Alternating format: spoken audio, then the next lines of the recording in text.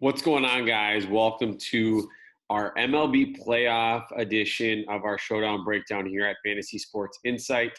This is Hold the Door DFS. I am super pumped. We have 4 Showdown slates tomorrow. You can certainly play the classics, which we will be covering as well. But I love the niche. I love the Showdown. So come on over to FSI and we will take down some big money here for Showdown tomorrow. My favorite thing about the playoff showdowns is that we usually get really good starting pitching, which is really nice in cash games for showdown. So if you are a new subscriber or if you have not subscribed, hit that subscribe button, send me a screenshot, and we'll get you hooked up with some free content at Fantasy Sports Insight. We really appreciate the support.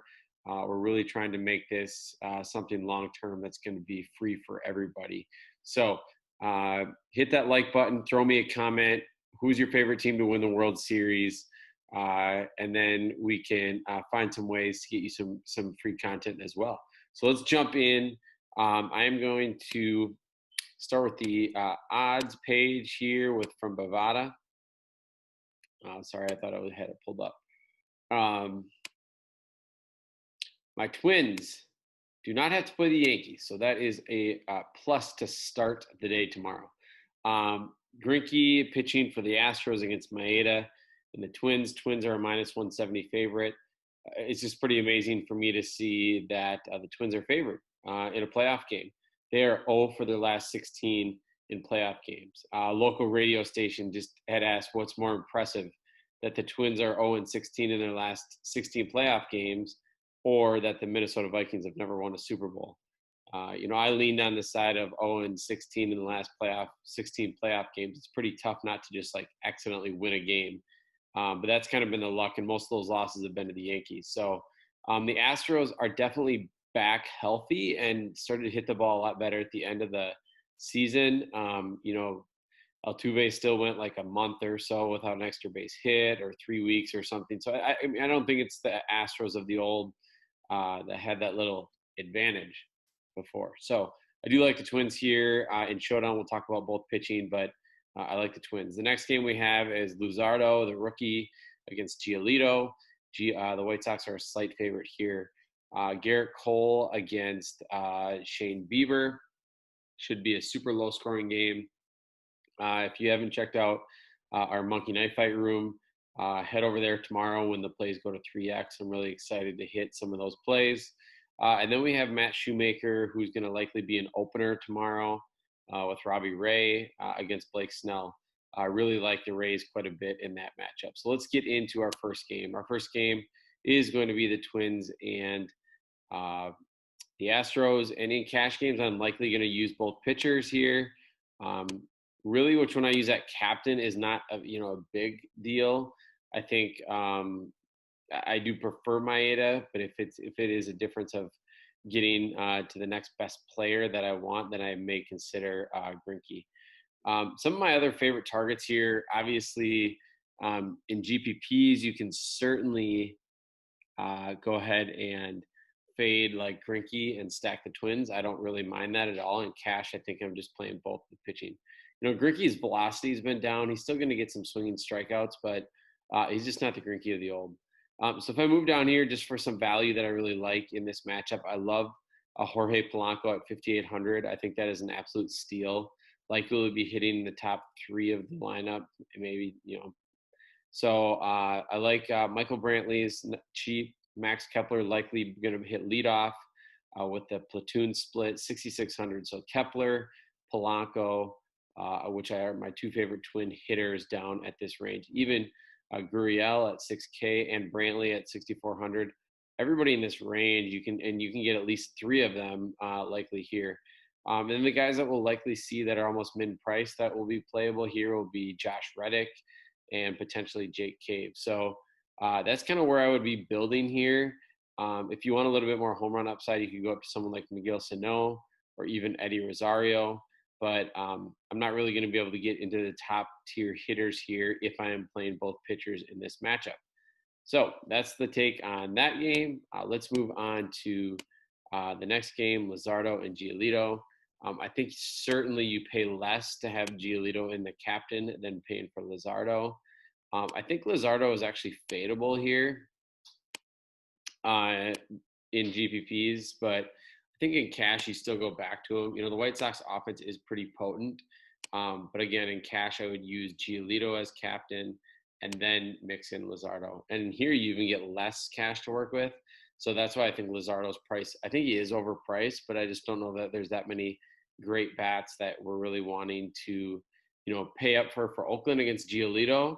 And then on the White Sox side, which I prefer, um, we can go down here a little bit. Like Edwin Encarnacion at 6,600, he'll likely be hitting like 5. My favorite, probably cheap bat for the White Sox is going to be Luis Robert, 5,600. We know he has stolen base upside.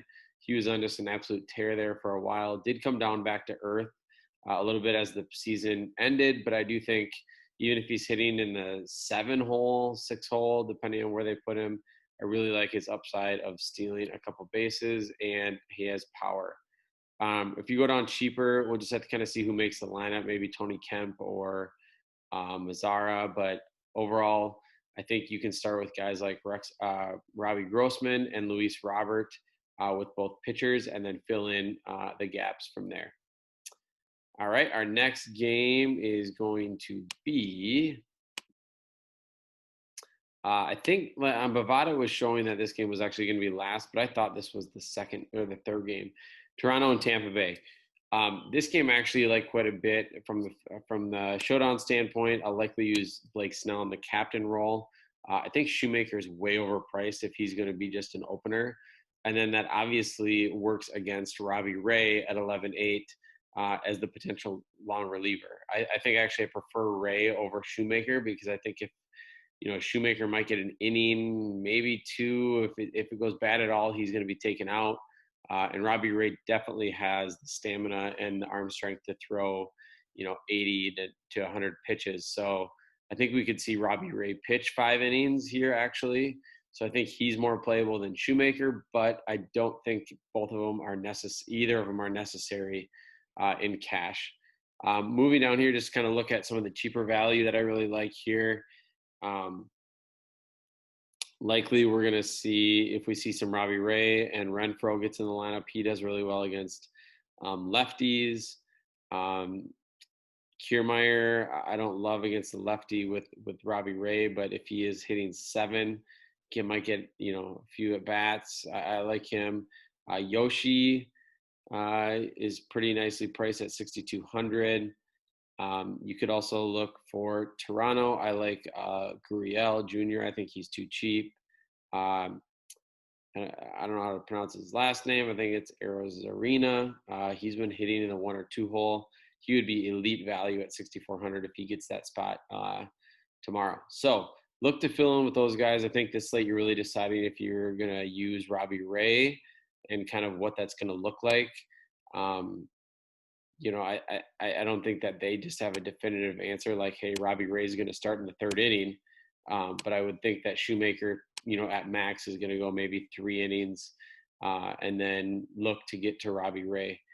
The last game is going to probably be the easiest in terms of building. I think easiest in terms of cash. You're going to use both pitchers. It's going to leave you basically with nothing left.